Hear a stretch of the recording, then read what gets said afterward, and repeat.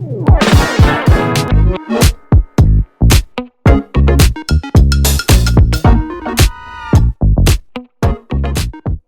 à tous, bienvenue dans ce deuxième épisode du podcast Le Petit Club. Aujourd'hui, bonjour, c'est Coralie et Hélène, et on va vous parler de nos derniers visionnages, nos coups de cœur et nos dernières lectures. Voilà, alors Hélène, moi je voulais que tu me parles parce que Samuel me l'a vendu, mais il paraît que ça vient de toi. Est-ce que tu peux parler de Mum, la série là, que tu lui as parlé ? Oui, absolument. Moi, c'est une série que j'ai vue en ligne sur Arte Télé. C'est une série anglaise. Le nom de l'actrice m'échappe, mais on la voit beaucoup. C'est une actrice qui a la soixantaine dans les séries anglaises. C'est une série de société. C'est tout calme. Donc, on suit cette héroïne qui a une soixantaine, qui a une vie un peu tranquille. Au début, son mari vient de décéder. Et le premier épisode, ça va être bientôt l'enterrement. Et elle a juste un fils qui a la trentaine et qui est un peu un ado attardé chez elle. Et en fait, toute cette série, ce sont que des petits épisodes. On quitte pas la maison. Et c'est tout son entourage qui vient chez elle. Il y a sa belle-sœur et son frère, il y a le voisin. Et en fait, elle a que des gens avec des problèmes autour d'elle. Lourdeau, quoi. Elle, c'est la fille bien gentille qui se fait marcher dessus. Et c'est que des petits épisodes. C'est assez drôle parce qu'il y a notamment la copine du frère qui est complètement débile.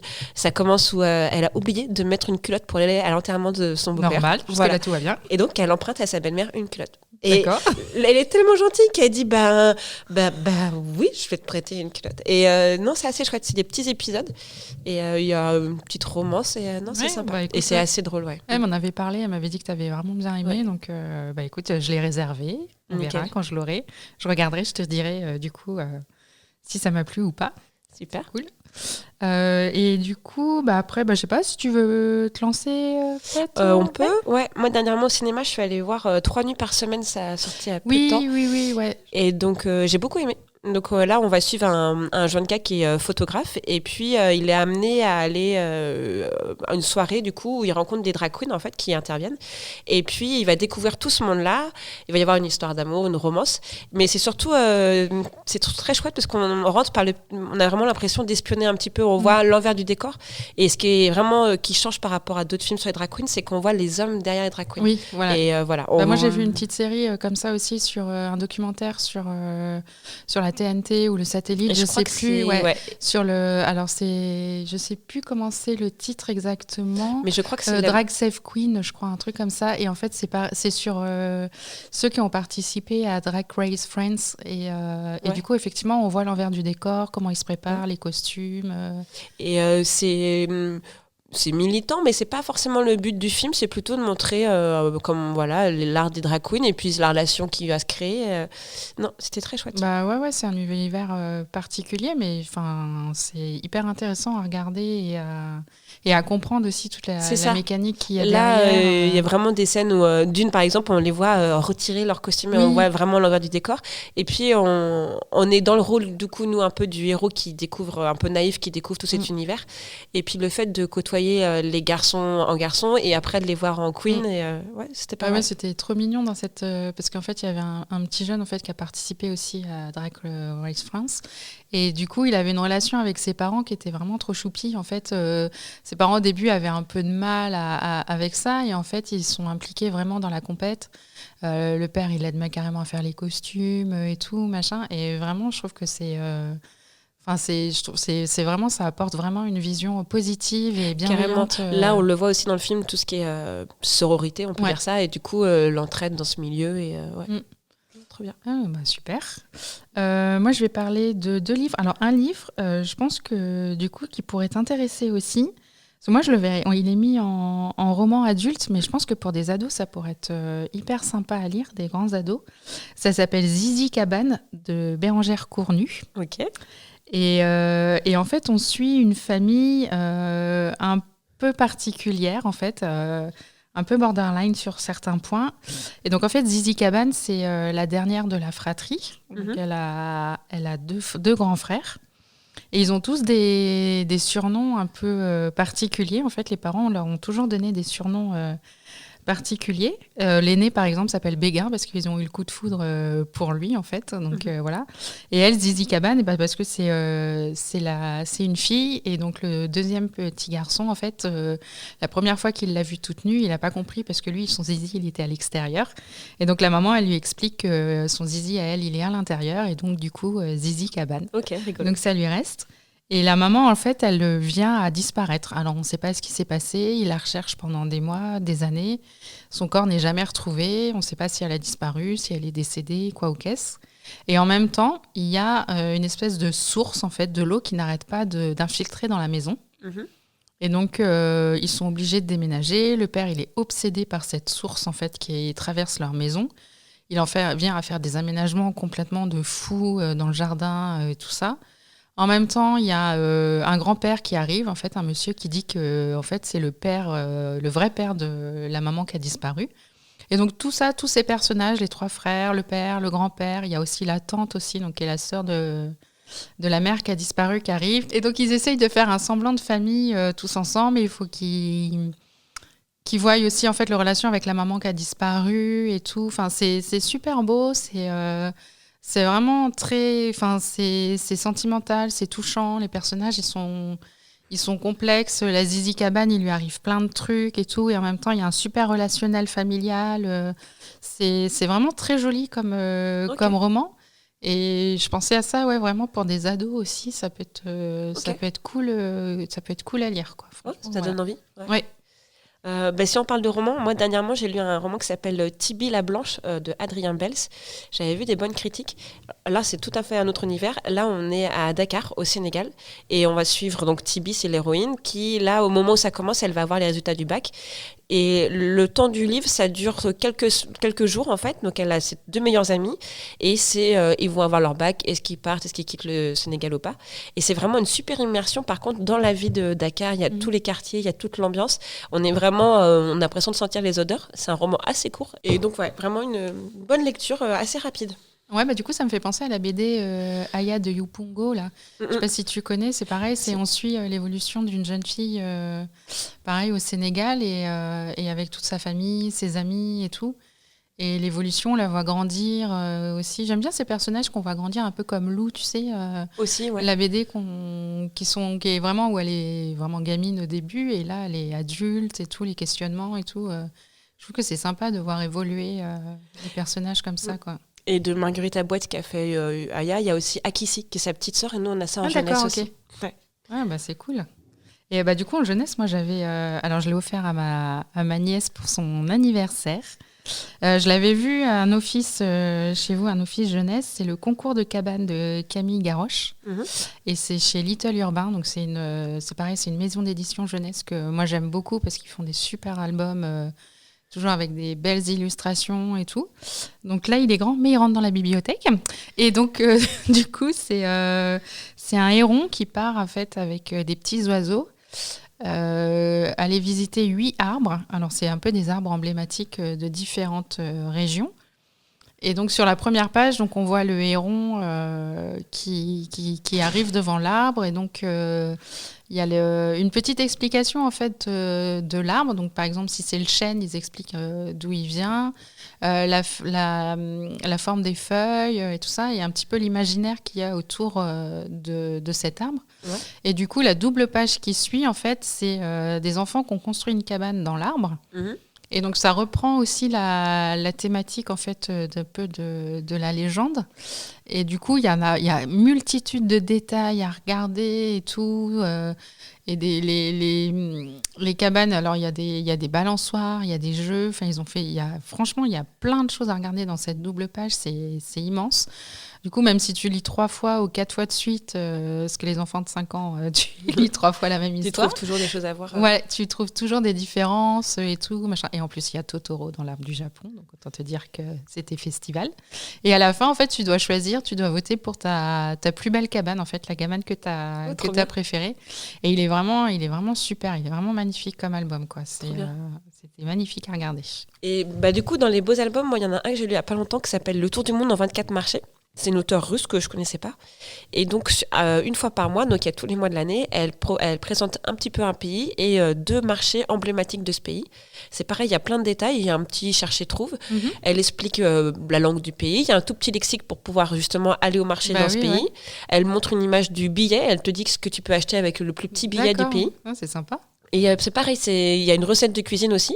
Il y a le Maroc, il y a les États-Unis, il y a aussi des pays d'Afrique. Et j'ai trouvé très chouette. Plein de choses à regarder et puis plein de petites infos à retenir. Il y a la France aussi. Ouais. Alors, ils présentent le marché de Nice et les Halles Paul Bocuse à Lyon. Ah oui, d'accord, oui, Mais, c'est ouais. renommé. Ouais. Bah, ça me fait penser à Baïka, tu connais toi la revue qu'on a en jeunesse, qui présente en fait un petit peu un pays sous différents aspects. La civilisation, la géographie, les enfants qui y habitent et tout ça. Et à chaque fois, c'est très bien illustré et c'est des illustrateurs différents à chaque fois. Et c'est vraiment une très belle revue. Oui, absolument. Puis un bel objet avec un beau papier. Ouais, c'est très sympa. Ouais, ça fait des belles revues à regarder. On enchaîne là, dis donc, ça avance. Qu'est-ce que tu avais d'autres choses Peut-être vas-y. Encore en jeunesse, Ouais. j'ai vu aussi là, sur Médiathèque numérique le film La petite bande de Pierre Salvadori.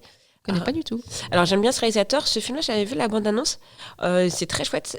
On suit 5 enfants qui sont, je dirais, début collège, hyper investis dans l'écologie. Et il se trouve que dans leur village, il y a une usine qui est juste collée à la rivière du coin et qui déverse ses produits dedans.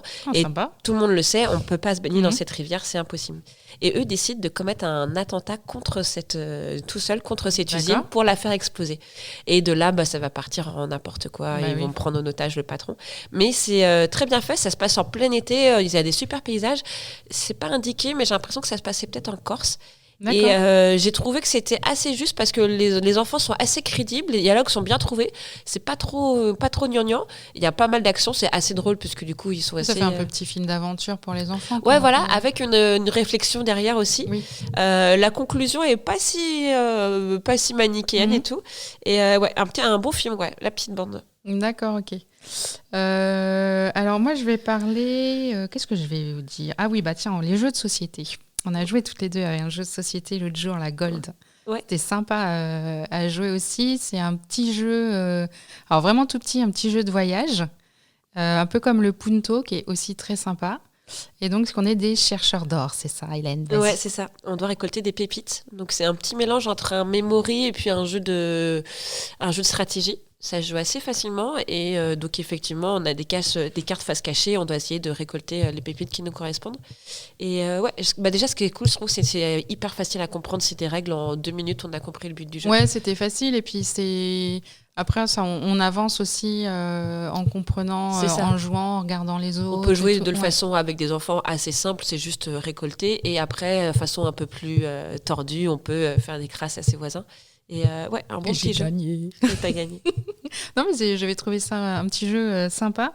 Et du coup, pendant la soirée Halloween qu'il y a eu à la médiathèque au mois d'octobre, on avait joué à Keblo. Oui. Un petit jeu sympa aussi, qui peut avoir différentes variantes en fonction de l'âge des participants.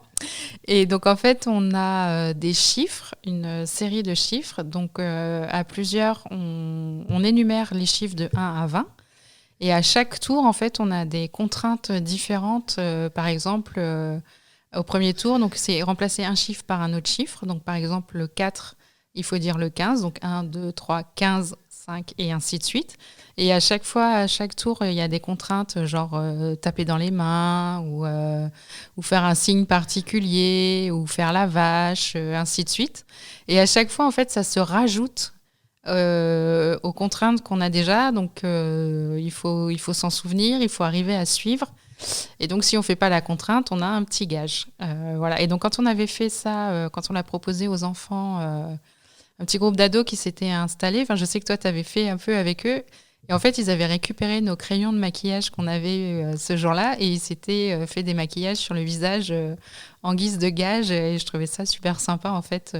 Ouais, c'est le genre de petit jeu aussi où les adultes aussi s'y prêtent bien. C'est un jeu où tout le monde peut s'amuser et effectivement on peut jouer. Ouais, il y en a qui disent jeu apéro, hein, voilà, vous en faites ce que vous en voulez. Et pour tout te dire, en fait, il n'y a pas de gage en vrai, c'est nous qui avons inventé mais non, mais parce des gages. Que non, il y a des petites pépites en fait, des petites pierres précieuses en fait, et en fait quand tu récoltes trop. Effectivement, c'est un malus. Oui, c'est un malus, quoi. Ouais. C'est pas vraiment un gage, c'est un malus, quoi. Donc, on peut pimper le jeu comme on veut. Voilà, c'est ça. C'est le genre de jeu qui est multifonction, facile à sortir, facile à jouer. Ouais, c'est ça. Et donc, du coup, je l'avais trouvé sympa comme petit jeu. Ouais, c'est vrai. À jouer. C'est un truc pareil, c'est facile, t'as pas besoin d'avoir fait Non, HEC pour prendre les grêles. J'avoue que personnellement, les trop gros jeux où il y a beaucoup de règles, il faut vraiment que je sois en bonne condition pour pouvoir me lancer dedans. Ouais, il faut bien expliquer les choses et tout. Enfin, quand tu joues avec des bons gamers, ça peut être sympa de faire un jeu de plateau et tout, mais oui, des petits jeux comme ça. C'est bien aussi, ouais. Ouais, et puis là, surtout, ce qui était chouette, c'est que c'est le genre de jeu aussi où on peut mélanger les personnes qui se connaissent pas. Là, à la soirée Halloween, on a créé des tables et tout de suite, on se prend au jeu et on peut. Ouais. Ouais, non, c'était pas. Et puis nous, on l'avait découvert entre nous et c'était entre collègues, on a bien rigolé aussi, donc c'était plutôt sympa. Qu'est-ce qu'on voit ? On en dit des choses. Ah ouais, moi je vais encore parler de Sandrine Colette. J'en avais déjà parlé. Fais-toi plaisir. Dans le premier club, je crois. Et donc là, j'ai lu son dernier qui est sorti. On était des loups. Et c'est vrai, encore toujours vraiment bien. Sandrine Colette, elle prend aux tripes. C'est en fait là, donc on part sur un jeune homme en fait qui est un peu genre ermite, il vit dans la montagne, il chasse, il est un peu en autosuffisance, il a son jardin, tout ça, machin. Et en fait, il va rencontrer une jeune femme et ensemble, ils vont avoir un enfant. Et il va arriver un drame et donc en fait, la maman va décéder. Ok. Et c'est assez c'est assez violent, quoi. Et donc lui, il va se retrouver avec ce gamin de 5 ans, en fait, c'est la mère qui s'en occupait. Lui, il est dans la montagne, il adore son fils, il aime beaucoup, mais voilà, il ne sait pas s'en occuper. Pour lui, c'est une charge qu'en fait, il ne se voit pas du tout s'occuper de lui tout seul. Et donc, du coup, en fait, lui, la première idée, c'est de partir le déposer chez son oncle, en fait, qui habite dans la vallée. Et là, il va y avoir toute une série d'événements et tout. Je raconte rien parce que franchement, Sandrine Colette, à chaque fois qu'on lit, on n'a pas envie de refermer le livre. Et là, le livre, il a un style un peu particulier parce qu'en fait, son écriture est à la place de. C'est vraiment le style comme si le jeune homme parlait, en fait. Et donc, il n'a pas fait d'études, il n'a pas trop été à l'école non plus. Il vit dans la forêt, donc c'est vraiment un style court, incisif, avec des phrases qui sont parfois mal tournées. Donc, c'est vrai que c'est un style qui peut en rebuter quelques-uns. Mais du coup, on est vraiment à sa place, on est vraiment à l'intérieur de lui et on voit la relation avec du gamin. Et franchement, la dernière partie du roman, c'est chaud, quoi. C'est vraiment... Sandrine Colette, à chaque fois, C'est chaud dans quel sens ? C'est chaud, en fait. Il se passe avec son gamin, il y a une relation et il va y avoir des événements qui vont arriver qui sont assez perturbants et qui sont... C'est pareil, c'est pas tout noir ou tout blanc, quoi, en fait. On ne sait pas si on doit le détester ou pas. Okay. Le premier que j'avais lu, c'est Dans les forêts. J'en avais déjà parlé. Et c'est vrai que c'est pareil, le héros principal fait quelque chose dans ce roman-là qu'en fait, on se dit, ok, je les déteste, mais pas, je peux pas, en fait. Donc, c'est hyper compliqué, du coup, au niveau des émotions qu'on ressent, des sentiments que ça crée. Mais c'est vraiment, elle arrive à chaque fois Avant, elle faisait des policiers, et donc, du coup, je pense qu'elle écrit plus de policiers maintenant, mais il y a toujours ce côté de se prendre aux tripes, d'avoir une tension, d'avoir une action qui vraiment, on lâche pas le bouquin, quoi. Il est l'heure d'aller faire dodo, mais non, on veut la suite. Donc, moi, je suis pas du tout policier, mais franchement, depuis qu'elle en fait plus, c'est vraiment un gros coup de cœur pour Sandrine Colette et j'attends toujours son prochain avec impatience maintenant, quoi. C'est vraiment bien. Top. Ouais. Et t'avais autre chose, toi, du coup C'est pas un roman. On parlait au tout début de séries anglaises. Donc, la plateforme Arte TV, donc c'est autre chose que Arte. Souvent, ils mettent en avant leurs séries en intégralité avant qu'elles passent. Et donc, c'est gratuit et légal. Moi, je sais que je vais pas mal dessus. Et une autre série anglaise que j'ai regardée là récemment, ça s'appelle Life. Oui, j'ai vu, je voulais la regarder. Ouais, je pense que je vais me faire le replay. Et c'est pas mal. Donc, du coup, ça se passe dans une petite ville anglaise. Et c'est dans une grande maison où il y a 4 appartements. Et c'est 6 épisodes et on va suivre la vie des 4 personnages qui ont des âges différents et ils sont tous à un moment un peu charnière de leur vie. Il y en a une qui est sur le point d'accoucher. Il y a une femme qui va fêter ses 70 ans et il y a son histoire de couple avec son mari. Il y a un troisième, enfin qui lui vient de perdre sa femme. Et le dernier personnage, c'est une femme un peu border avec sa sœur qui est en hôpital psy. Et tous ces personnages, ils vont se croiser et ils vont du coup évoluer, réfléchir. C'est un peu lourd des fois comme série parce que voilà, ils ont vraiment tous des situations un peu compliquées dans leur vie. Mais c'est plutôt aussi après sur l'entraide, sur les choix qu'on fait. Et j'aime bien, mais je trouve que les Anglais sont assez forts là-dessus. Ils sont bons en série, ouais. Des petites séries. En fait, finalement, le pitch est assez simple, c'est leur vie quotidienne et tout ça, mais après, on s'attache facilement. Et puis, ouais. Après, c'est bien aussi des séries comme ça où il se passe pas forcément grand-chose. Enfin, je sais que moi, j'avais bien aimé Normal People, on en avait déjà parlé. Et c'est pareil, c'est une série anglaise tirée d'un roman et dont j'ai oublié l'auteur, je ne sais plus, mais bon, Alexis nous remettra tout ça dans la petite liste. Et en fait, on suit un couple de jeunes lycéens et en fait, leur relation va évoluer au lycée. C'est lui qui a plus le leader, c'est lui qui est le mec qui fait partie de l'équipe de sport du lycée. Donc, c'est lui qui est un peu bien vu, le mec hype et tout ça. Et en fait, leur relation va évoluer quand ils vont passer à la fac, où là, ça va un peu se changer le relationnel dans leur histoire. Et c'est pareil, il n'y a pas des grandes actions, mais je trouve que ça parle bien du sentiment, de la relation amoureuse aussi et tout. En plus, c'est vraiment bien fait sur le consentement et tout. C'est vraiment d'actualité. Donc, je trouve que des séries comme ça, Elle est vraiment très chouette. Alors, ça m'arrive de regarder des séries ados voilà, comme Elite ou des séries un peu plus légères, mais c'est vrai que là, sur les sentiments, ils sont très forts et c'est pas parce qu'ils sont jeunes dans la série qu'ils n'ont pas des sentiments très forts, c'est leur première histoire d'amour. Et puis on les suit sur plusieurs années, on voit effectivement l'impact que ça a, leur relation. C'est vrai que Normal People, c'est une très belle série. Et avec des acteurs qui sont assez simples, assez proches, qui n'ont pas des physiques forcément de beaux gosses à tout prix, mais qui quand même deviennent... Ouais, mais il est mignon quand même, le gamin. Ils deviennent attachants, mais justement, ça prend un peu de temps. Non, je trouve souvent dans les séries anglaises, c'est ça, c'est un peu... je vais voir avec Mom, mais c'est des gens lambda. C'est ça, ouais. Et, parce que des fois, les séries américaines, c'est vrai que ils ont toujours un physique de fou... Donc voilà, mais là, je trouve que c'est pas mal les séries anglaises comme ça. Et alors, je vois sur ton papier qu'il y a marqué Close de Lucas Dont. On a été le voir ensemble, le film Lacrymal. Effectivement. Alors, il se trouve que je pleure pas beaucoup au cinéma, mais on est quand même la gorge serrée pendant tout le film. C'est un très beau film belge où on va suivre deux garçons qui sont meilleurs copains. Ils ont peut-être 11-12 ans et ils ont une amitié très forte. Il va se passer quelque chose de dur aussi et on va suivre l'évolution sur à peu près une année de leur histoire. Moi, ce qui m'a marqué déjà, c'est la lumière. En fait, ça se passe en été. Il y en a un dont les parents sont producteurs de fleurs. Oui. Donc, il y a des très belles scènes. Il y a beaucoup de scènes en extérieur.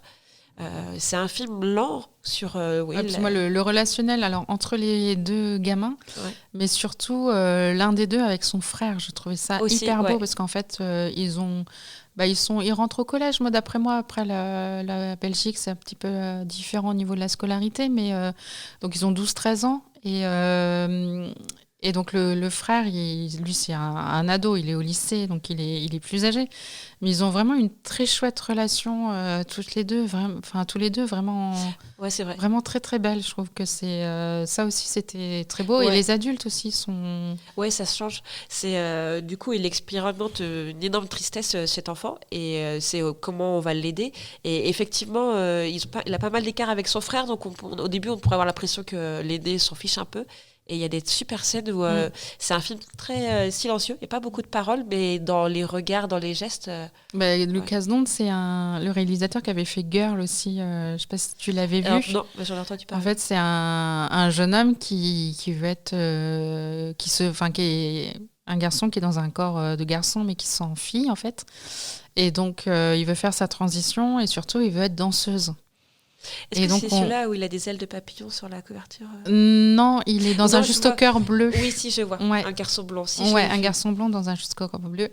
Et en fait, c'est très beau aussi parce que justement, il sent... Alors, il est beaucoup moins larmoyant et puis Et puis il explique aussi toute la relation aussi avec les parents, avec ce jeune homme en fait qui veut faire sa transition, qui veut se faire opérer. Donc il y a tous les médecins qui mettent en garde et tout ça, mais aussi qui essayent de le pousser. Et lui, il y a toute cette relation avec la danse aussi qui le porte vraiment. Enfin, elle évolue vraiment dans ce milieu-là et c'est un très beau film aussi. Pareil aussi sur les sentiments un peu compliqués. Je trouve que pour le coup, les deux films sont à hauteur d'enfant et expliquent la complicité de l'adolescence de façon très belle et très positive pour le coup, même s'il se passe des choses terribles, c'est assez positif. C'est qu'on s'intéresse vraiment à l'enfant, on le minore pas parce qu'il est plus jeune, parce que et c'est vrai que avoir un meilleur copain, effectivement, vu d'un adulte, ça peut paraître anecdotique, mais là dans Clos, c'est vraiment l'importance que ça peut avoir et les sentiments très très forts qui sont pas ceux, pas des sentiments adultes, mais qui ont quand même une énorme importance pour grandir. Ouais. Tout à fait. Moi, j'avais juste envie de parler de 2 documentaires que j'ai lus aussi. Réinventer l'amour de Mona Chollet et Les Grandes Oubliées. Mona Chollet, je crois que tu en as déjà parlé. Ouais, Mona Chollet, c'est pareil. J'aime beaucoup ce qu'elle fait. Et Les Grandes Oubliées de l'histoire, en fait, c'est de Titiou Lecoq. Donc, en fait, elle reprend l'histoire de France au niveau du prisme des féminins. Et donc l'histoire de France avec un grand H traitée à travers les hommes avec un grand H aussi. Et ben là, c'est l'histoire de France avec un grand H traitée à travers les femmes avec un grand F. Et donc c'est super intéressant. Il y a plein de choses en fait du coup qu'on redécouvre et sur les différentes périodes de l'histoire en fait. Et par exemple, on a une idée du Moyen-Âge très noir, très masculin et tout. Et alors qu'en fait, au Moyen-Âge, les femmes avaient beaucoup plus d'importance que dans les siècles suivants. Okay. Et il y avait des reines, et il y avait des femmes fortes, et des femmes, des saintes aussi, qui étaient vénérées de leur vivant. Enfin, voilà, il y avait... Et donc, elle remet tout ça, déconstruit toute l'histoire à travers le prisme des femmes, et c'est vraiment très intéressant. Et du coup, Mona Chollet, elle, c'est plus au niveau de l'amour. Alors, c'est un livre féministe aussi. Du coup, parce que Mona Chollet fait beaucoup de livres autour de ça, et c'est vraiment une grande autrice de ce point de vue-là. Et donc, elle, c'est pareil, c'est sur les relations amoureuses et la force du patriarcat sur les relations amoureuses. Elle redéconstruit aussi tout ça sous différents prismes. Et c'est très intéressant aussi. Enfin, tu sais que j'aime beaucoup ce genre de littérature. Mais voilà, ouais, c'est intéressant. Et puis, en plus, c'est... il n'y a pas de mots compliqués, il n'y a pas de principe... voilà, c'est assez simple à lire, c'est fluide en lecture. Titiou Lecoq, c'est assez facile aussi à lire. Donc, voilà, c'est vraiment intéressant. 2 documentaires intéressants sur le sujet. Ok, top. Voilà. Je pense qu'on est arrivé au bout de notre discussion. C'est pas mal, on a dit plein de choses, on a peut-être parlé un peu vite, mais au moins ce sera riche et dense. Qu'on vous a donné envie. Et puis bien sûr, vous pouvez retrouver tous ces documents dans les médiathèques. À bientôt. Au revoir.